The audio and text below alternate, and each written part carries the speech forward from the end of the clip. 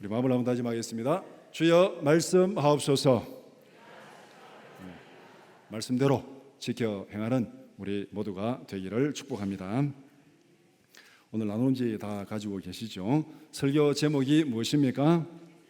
예수님 맞을 준비를 하라. 예수님 맞을 준비를 하라. 질문 1번 시작. 3월에 한라산 등반을 한다면 무엇을 준비하겠습니까? 여러분 중에 등산을 자주 하시는 분도 있고 또 등산을 전혀 안 하시는 분도 있고, 자, 3월에 한라산을 등반한다면 무엇을 준비하시겠습니까? 이 질문에 두 가지를 생각할 수 있겠죠. 첫 번째는 3월이고 제주도니까 뉴스에 보니까 벌써 꽃이 많이 피던데 따뜻하겠다. 그러니까 아주 가벼운 옷차림으로 가면 되겠다. 그렇게 준비하는 사람도 있을 것입니다. 또 한편으로는 3월이고 제주도라도 그래도 한라산 꼭대기인데 거기에는 얼음도 있을 것이고 눈도 있을 것이고 찬바람도 불 것이고, 그러니까 아이젠도 준비하고 방한 점퍼도 준비하고 그렇게 준비해야 되겠다. 그렇게 준비할 수도 있습니다. 여러분 어느 쪽을 준비하시겠습니까? 가봐야 알죠, 이제 어느 쪽이 맞는지. 질문 2번 시작. 등산 준비를 소홀히 했을 때 어떤 문제가 발생하겠습니까? 정상이 가까울수록 등산로가 가파라지고 얼음이 덮여 있고 찬바람이 붑니다. 그럼 어떻게 되겠죠? 아이젠을 준비하지 않았습니다. 미끄러지고 넘어지고 때로는 떨어지고 부러지고 등산을 포기할 수도 있겠죠. 찬바람이 붑니다. 점퍼를 준비 안 했습니다. 춥고 저체온증 될 수도 있고 등산 갔다 와서 감기 몸살 할 수도 있습니다. 간단히 말하면 준비를 제대로 하지 않으면 어떻게 된다? 죽을 고생한다. 애들 말로 개고생한다. 개고생이 안 맞는 것 같아요. 개가 사람보다 훨씬 더 편한 것 같더라고요. 제가 엘리베이터에서 간혹 개 이리 안고 있는 사람도 보니까 개 팔자가 상팔자다. 옛날 어른들이 그렇게 말했는데, 그래서 개고생한다 보다 사람 고생한다. 아마 이게 더 맞는 것 같아요. 준비 제대로 하지 않으면 죽을 고생한다. 오늘 마태복음 25장 1절에서 13절을 함께 읽었습니다. 열처녀 비유입니다. 너무나도 잘 아는 얘기죠. 교회 좀 다니면은 이 성경 이야기 모르는 분은 거의 없을 것입니다. 유대인의 동네에 결혼식이 있었습니다. 10명의 처녀가 등을 들고 신랑을 맞으러 나갔습니다. 이 비유에서 5명은 신랑을 맞이해서 결혼식에 참석을 했고 5명은 신랑을 맞이하지도 못하고 쫓겨나가지고 밖에 어두운 데 쫓겨났습니다. 그것이 오늘 이 결혼식 얘기입니다. 오늘 이 내용은 우리 주보에 있는 찬송가 175장, 176장 이 두 장 찬송만 열심히 부르면 오늘 설교 다 끝난 거예요. 사실 설교 안 하고 뒤에 지금 175장, 176장 한 3번씩만 부르면은 제가 설교하려고 하는 것보다 더 좋은 메시지가 전달되는데, 그렇게 하고 끝내면은 설교 준비 안 하니까 그렇게 하겠다 한다 그렇게 말할까 싶어서 제가 제 설교는 오늘 보충으로 하고 진짜 메시지는 175장, 176장 두 장에 다 들어 있습니다.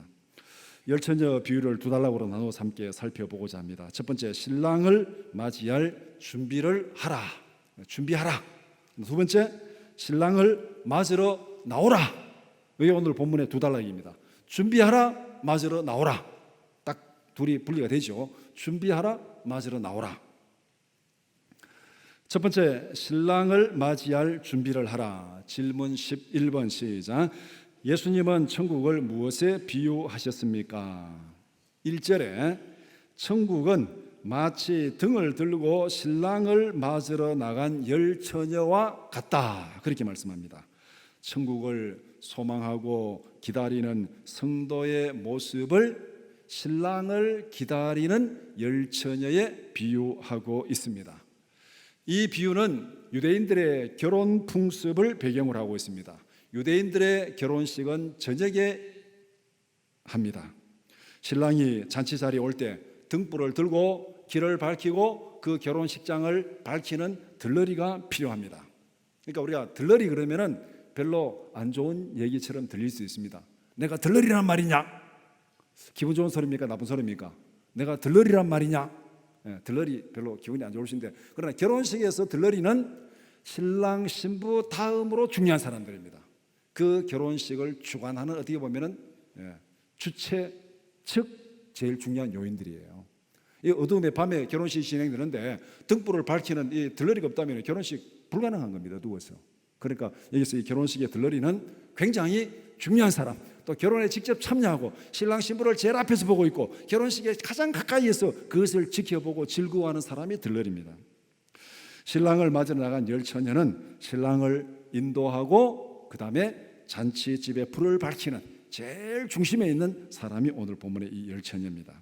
유대인들의 결혼식에서 주인공은 신랑입니다. 신랑을 모시고 잔치 자리에 등불을 들고 들어가는 이 사람들은 어떻게 보면은 그 결혼식에서 신랑 신부 다음으로 최고의 영광을 누리는 사람들이 바로 이 열 처녀.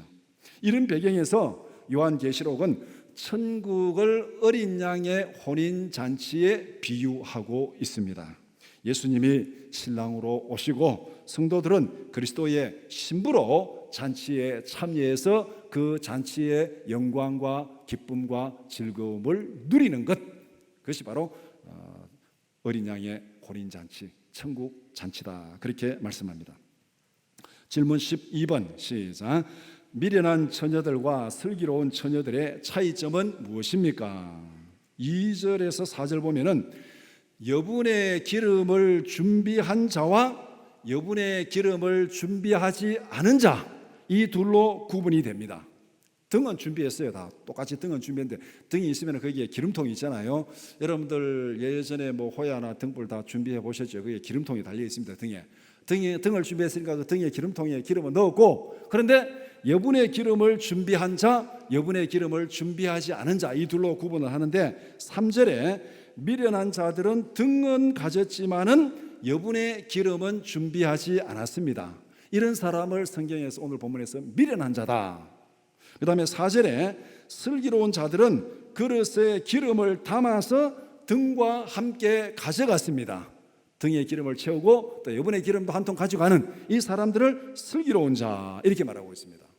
그러니까 만약의 경우를 대비해서 비상식량을 준비한 자, 만약의 경우를 대비해서 뭔가를 보충으로 준비한 자는 슬기로운 자고, 그렇지 못한 자는 미련한 자다, 그렇게 말합니다. 아마 오늘날로 말하면은 여행 가서 막 이렇게 사진도 많이 찍고 하는데 거기에 보조 배터리를 가지고 가는 사람과 보조 배터리를 가지고 가지 않는 사람, 아마 그렇게 비유가 될는지 모르겠습니다.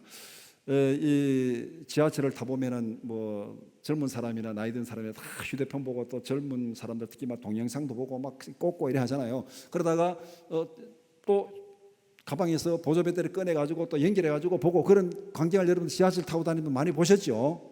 그러니까 밖에 나가서 하루 여행하고 사진 찍고 하면서, 그런데 보조 배터리 안 가져간 사람은 미련한 자고, 보조 배터리 가져간 사람은 지혜로운 자다, 그렇게 말할 수 있습니다. 간단히 말하면은 예상하지 못한 비상 상황을 준비하는 자는 지혜로운 자고, 준비하지 않는 자는 어리석은 자다. 위기 상황을 준비한 사람, 준비하지 못한 사람, 그렇게 지혜로운 자, 미련한 자 구분하고 있습니다. 우리가 신문이나 뉴스에 보면은 사고가 터질 때마다 언론에 단골로 따라다니는 말이 뭡니까? 안전불감증. 아마 그걸 많이 들었을 겁니다. 뭐 사고가 나면은 이 사고는 이미 예고된 사고다, 그만큼 안전에 감각이 없고 무감각하게 살아오다가 사고가 났다. 사고가 나면은 거의 한 8, 90%는 이 말이 따라 나오는 것을 제가 보았습니다. 위기 상황을 잘 대비했다는 것입니까? 못했다는 것입니까? 못했다는 것이요. 그러면 우리는 지금 지혜롭게 살아간다는 거예요? 미련하게 살아간다는 거예요? 우리는 지금 미련하게 살아가고 있습니다. 언론에서 그렇게 보도하고 있어요. 미련하게 살아가고 있어요. 어저께인가 그저께 신문에 보니까 한국에서 의료 폐기물이 하루에도 수십 톤씩 나온대요. 뭐 이렇게 병원에서 전염병도 고치고 뭐 수술하고 뭐도 떼내고 막 이래가 감염된 거 막 주사기 하고 막 수십 톤씩 나오는데, 한국의 유명하고 큰 병원은 어디에 다 있습니까? 서울에 다 있죠. 그런데 심각한 거는 서울에는 의료 폐기물을 소각하는 소각 장소가 한 군데도 없답니다. 그 어디서 다 소각하느냐? 의료 폐기물 소각장이 제일 많은 데가 경상도랍니다. 제가 그 신문 보고 신경질이 나더라고요. 이것들이 좋은 거는 서울 다 가져가려고 하고, 이거는 경상도에 갖다 놓고, 이것들이 지금 신경질 나게. 그런데 원칙은 그 지역에서 발생하는 의료 폐기물은 그 지역에서 소각하는 것이 원칙이랍니다. 왜냐하면 그 의료 폐기물을 싣고 가다가 사고가 나면은 심각한 문제가 생기잖아요. 그러니까 될 수 있으면 이동 거리를 짧게 해가지고 그 지역에서 발생하는 의료 폐기물은 그 지역에서 소각하는 게 우리나라의 원칙이랍니다. 원칙인데 서울에는 한 군데도 없어요. 그럼 서울의 유명한 병원, 대형 병원에서 의료 폐기물이 많이 나오는데 그 폐기물을 싣고 어디까지 오느냐? 경주까지 온대요. 경주까지. 경주에 뭐 두 군데 세 군데 있고 하여튼 뭐 이 경상도 지역이 제일 많으니까 경주까지 싣고 오다가 만약에 고속도로에서 사고가 나가지고 그 의료 폐기물 실은 트럭이 확 뿌려졌다. 그러면은 어떤 일이 벌어지겠습니까? 전염병이 생길 수도 있고 심각한 문제가 생기는 거예요. 그래서 신문 기사에 왜 이런 일이 있느냐 하니까 그 어떤 분이 이제 얘기하면서 지금 문제점을 다 알고 있다는 겁니다. 하루에 이걸 소화를 다 못해가지고 막 지금 의료 폐기물이 이제 방치되고 있다는 거예요. 문제점을 다 알고 있다는 거예요. 그런데도 지금 손을 안 쓴다는 거예요. 그러면서 인터뷰에 뭐냐면 사고가 나봐야 깨닫고 그때 가서 이제 막 난리를 피우고 해결할 거다고 이렇게 인터뷰를 해놓은 기사를 봤습니다. 이게 또 안전불감증이잖아요. 그러다 만약에 의료 폐기물을 들고 다 트럭 하나 사고 나면은 그 다음에는 또 뭐라 그랬습니까? 옛날부터 예고된 인재였다 뭐 저거 막 나오면서 또 막 폐기물 소각장 지어라 뭐 서울에도 지어라 강남의 삼성동 그 옆에다가 지어야 되죠. 잠실 운동장 걷어내고 거기에 의료 폐기물 지어야 돼요. 그래야 서울에서 발생하는 서울에서 다 태워야 되니까. 이런 거 이게 어떻게 보면 우리가 안전불감증이에요. 문제가 터지기 전까지는 준비하지 않는다는 거예요. 영적인 분별력을 잃어버리고 영적인 불감증에 빠지는 일이 없기를 축복합니다. 국가 일은 국가 따라 살 일이고 정치하는 사람 따라 살 일이고 우리 예수만 열린다 해가지고 뭐 짓는 것 아니고 우리가 영적인 문제에 위기의식을 가지고 안전불감증에 빠지지 않고 준비하고 기도하는 우리 모두가 되기를 축복합니다. 질문 13번 시작. 신랑을 기다리는 동안 처녀들은 무엇을 하고 있었습니까? 5절에 보니까 신랑이 드디어 오므로 다 같이 자고 있었다.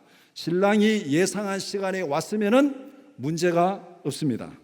그런데 신랑이 예상보다 훨씬 늦게 옵니다. 등에 기름이 떨어져가는 위기 상황이 벌어지고 있습니다. 슬기로운 처녀들은 한 통 또 여분으로 충분히 준비했으니까 막 쉬면서 졸면서 기다리자 그렇게 하고 이제 편안히 쉬고 있었습니다. 그런데 미련한 자들은 위기를 아는지 모르는지 옆에 사람이 자고 있으니까 우리도 자자 뭐가 되겠지 안 되면 뭐 빌려서라도 쓰겠지 그러고 같이 자고 있습니다. 신랑이 드디어 오는 위기 상황에서 어떻게 행동해야 되겠습니까? 어떻게 하기는 몰라. 어떻게 가지고 지금 빨리 주유소 가서 기름 사와야 되죠. 시간이 있잖아요. 지금 보고 있으면 기름이 다 떨어져 불이 까불까불 하면 어떻게 되겠습니까? 이 기름 다 떨어졌다 안 되겠다. 빨리 주유소 가서 기름 사와야 되잖아요. 그런데 준비할 시간이 있는데도 불구하고 위기를 느끼지 못하고 졸고 있고 자고 있습니다. 그러니까 미련한 거예요. 미련하니까 준비 못했고 미련하니까 위기도 못 깨닫고 미련하니까 자고 있는 거예요. 처음부터 끝까지 미련하니까 그런 거예요.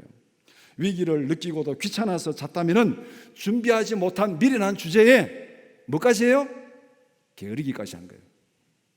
미련하고 게으른 것은요 하나님도 구원 못하더라고요. 보니까 하나님도 손을 쓸 수 없는 사람들이 미련하고 게으른 거예요. 지금 영적으로 한가하게 자고 있을 때가 아닙니다. 그냥 하루하루 살아간다고 우리가 지금 편안한 게 아니에요. 우리 앞에 지금 위기가 닥치고 있습니다.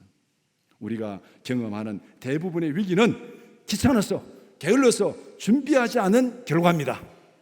안전불감증도 마찬가지고 사고 터질 때 얘기하는 건 마찬가지고 대부분이 우리가 경험하는 위기는 귀찮아서 게을러서 준비하지 않은 결과입니다. 알고는 있어요. 알고는 있는데 뭐 꼭 그래 해야 되나? 귀찮은데, 돈 드는데, 힘든데 좀 쉬고 보자. 내일 하면 되지 뭐.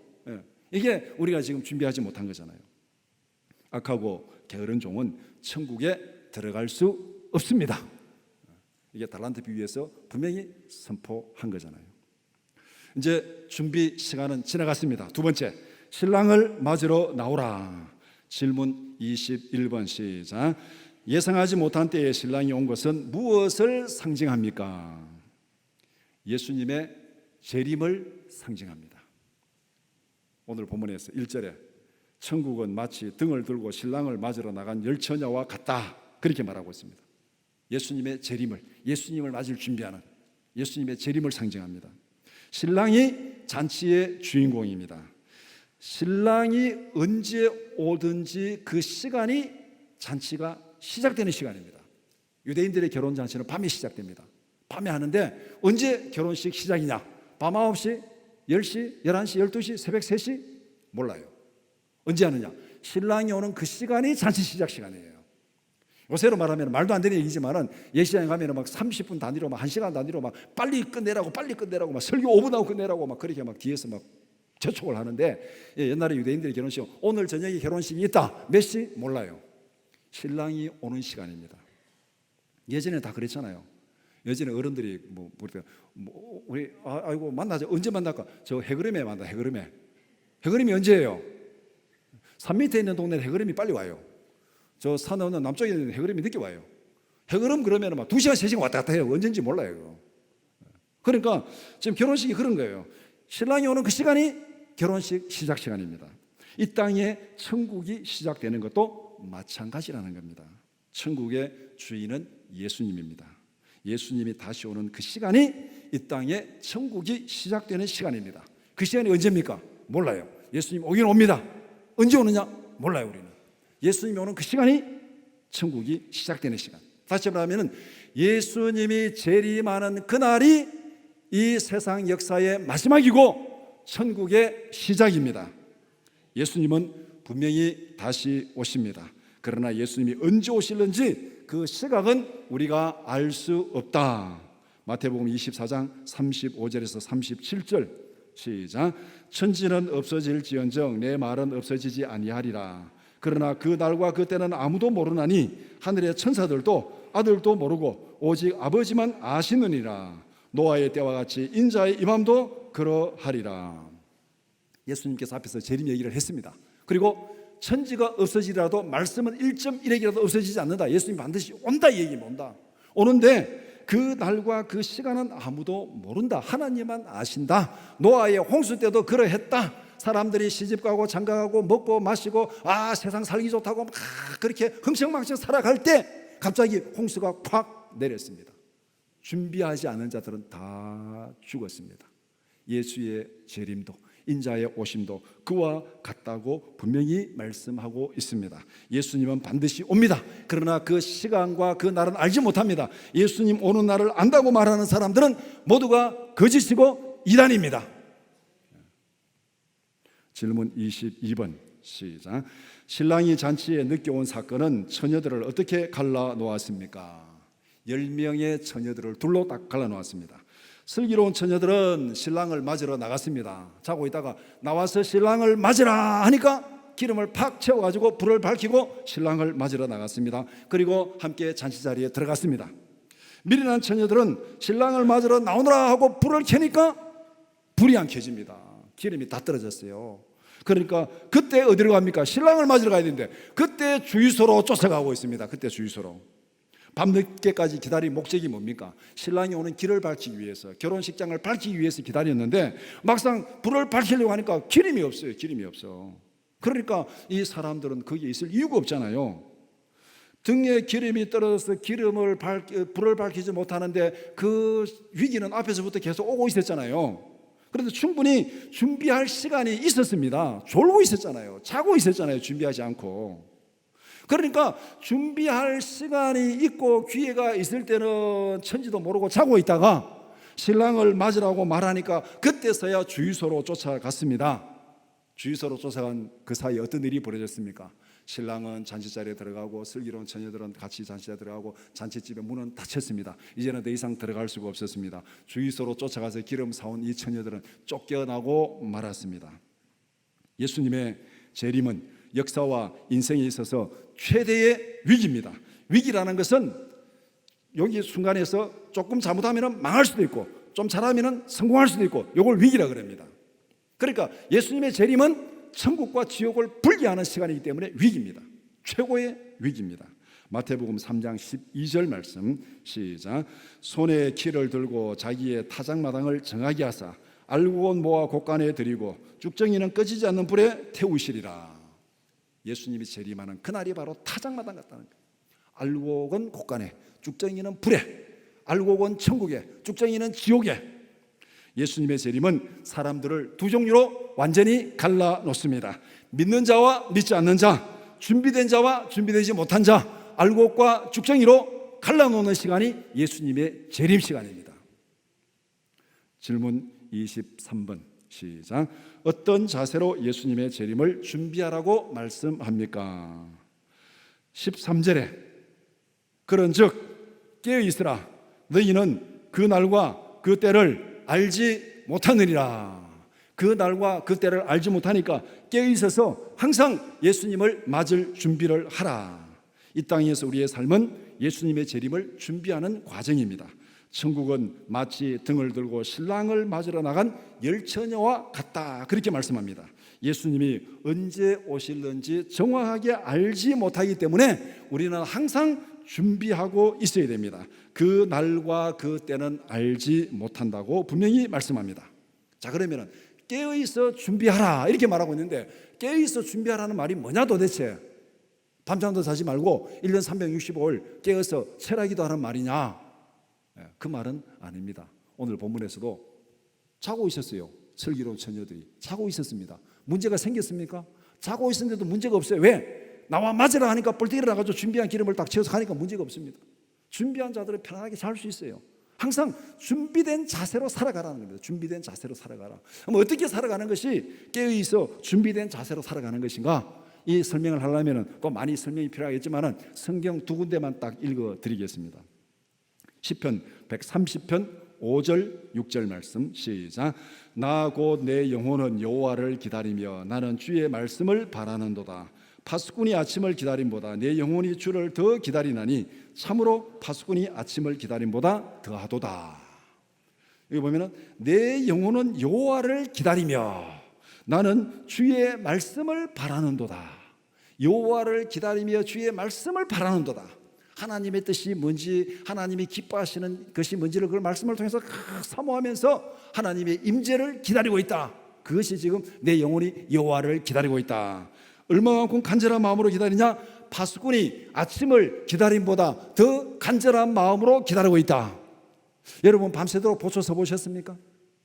밤새도록 한겨울에 추운데 밤새도록 보초 섰으면 정말 아침이 빨리 오기를 기다릴 겁니다. 저는 군대에 있을 때 저 경기도 연천 휴전선 철조망에서 1년 동안 근무했습니다. 밤새도록 보초 서는 게 얼마나 힘든 일인지를 알아요. 파수꾼이 아침을 기다림이 얼마나 간절한지를 알아요. 예전에 여러분들이 주암산에 기도하러 갔을 때, 그때는 자가용이 없고 버스만 다닐 때 막차 타고 올라가가지고 첫 차 타고 올 때까지 기도해야 되잖아요. 근데 출근 하고 좀 기도하기는 좀 그렇고 빨리 내려가야 되는데 왜 차가 빨리 안 오냐 기다려본 경험들이 있지 옛날에. 그게 바로 파수꾼이 아침을 기다림보다 더 간절한 마음으로 하나님을 기다린다. 하나님의 뜻이 뭔지를 말씀을 간절한 마음으로 사모하면서 주의 임재를 기다리는 것. 그것이 시편에서 말씀하고 있는 것. 그 다음에 에베소서 5장 15절에서 18절 말씀 시작. 그런즉 너희가 어떻게 행할지를 자세히 주의하여 지혜 없는 자 같이 하지 말고 오직 지혜 있는 자 같이 하여 세월을 아끼라. 때가 악하니라. 그러므로 어리석은 자가 되지 말고 오직 주의 뜻이 무엇인가 이해하라. 술 취하지 말라. 이는 방탕한 것이니 오직 성령으로 충만함을 받으라. 지혜 없는 자 같이 하지 말고 지혜 있는 자 같이, 시대의 징조를 잘 분별해서 지금은 먹고 마시고 놀 때인지 지금은 깨어서 기도하고 준비할 때인지 바로 알고 주의 뜻이 무엇인지를 분별하라고 그렇게 말하고 있습니다. 그러면서 술 취하지 말라. 이 말은 뭐냐면은 방탕한 세상의 방탕함에 빠지지 말라는 겁니다. 노아 홍수 시대 때 사람들이 먹고 마시고 시집가고 장가가고 그런 생활 습관이 바로 술 취한 방탕한 생활입니다. 그런 술 취하지 말라, 방탕한 생활 습관에 빠지지 말라. 그럼 어떻게 하라 그랬습니까? 주의 뜻을 분별하고 오직 성령으로 충만함을 받으라. 성경에서 등이 준비되어 있고 등에 기름이 들어가야 불을 밝힌다 할 때 그 등의 기름은 대부분 성령을 상징합니다. 대부분 성령을 상징합니다. 구약의 예언서에 다 스가랴서에 다 이 기름관이 있고 등이 있고 거기 등으로 불을 켜는 거 다 성령을 상징하는 거예요. 오늘 이 본문이 뭐라고 말합니까? 하나님의 뜻을 분별하고 성령으로 충만을 받으라. 성령으로 충만을 받으면은 어디에 있든지, 번개가 동해에서 번쩍해서 서해에 번쩍하듯이 어디 있든지 다 하나님께서 택한 자를 모으신다고 분명히 말씀하셨습니다. 깨어서 예수님의 재림을 준비하는 게 도대체 어떤 것인지를 분명히 말씀합니다. 간절한 마음으로 말씀을 사모하고 또 말씀하신 것에 나타난 하나님의 뜻이 무엇인지를 분별하고 방탕하지 말고 세상에 취하지 말고 성령의 충만함으로 하나님의 뜻을, 하나님의 임재를, 예수님의 재림을 기다리라, 그렇게 말씀하고 있습니다. 말씀을 정리하겠습니다. 열천저 비유를 통해서 예수님이 이렇게 명령하십니다. 예수님의 재림을 준비하라. 이것이 천국을 준비하는 것입니다. 이 땅에 사는 사람은 누구든지 1대1로 예수님을 만날 날이 반드시 옵니다.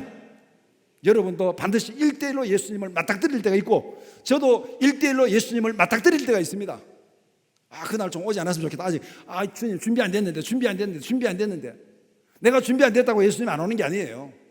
준비 안 됐는데 하지 말고 빨리 준비하라는 거예요. 언제 1대1로 맞닥뜨리냐? 예수님이 재림할 때 맞닥뜨리든지 아니면 내가 이 땅에서 죽어서 이 세상을 떠날 때 맞닥뜨리든지 그날은 알 수 없어요. 여러분 언제 죽을지 알 수 있습니까?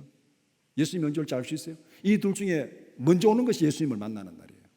예수님이 빨리 재림하시든지 아니면 내가 먼저 죽든지 그날이 예수님을 만나는 날이에요. 그 날과 시를 알 수 있습니까? 아무도 몰라요. 준비 안 됐는데 예수님 조금만 있다 그게 용납되지 않습니다. 언제든지 만날 준비를 하라는 거. 히브리서 9장 27절 말씀 시작. 한번 죽는 것은 사람에게 정해진 것이요 그 후에는 심판이 있으리니. 하나님의 말씀은 1.1핵이라도 없어지지 않는다. 분명히 얘기했습니다. 1대1로 맞닥뜨리라 분명히 온다. 그러면은 예수님을 만났을 때 예수님께서 저에게, 여러분에게 뭐라고 말씀하시겠습니까? 이거 한번 생각해 봐야 돼요. 이거 생각해야 내가 지금 준비를 어떻게 해야 되는지 방법이 나오는 겁니다. 예수님을 1대1로 만났을 때 예수님이 내게 뭐라고 말할까? 1번, 착하고 충성된 종아 어서 오너라.